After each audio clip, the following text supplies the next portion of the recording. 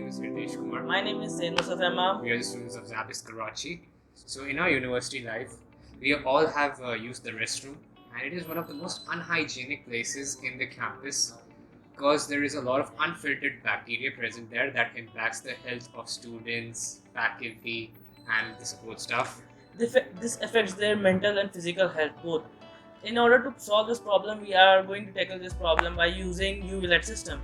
Why UV lights? UV lights, a recent study conducted by the American Journal stated that 98% of the bacteria in the environment are killed very efficiently by UV lights as compared to the traditional cleaning methods. We plan to improvise this solution by using an automated system in washrooms so that it will detect the human presence and it will automatically start the cleaning system.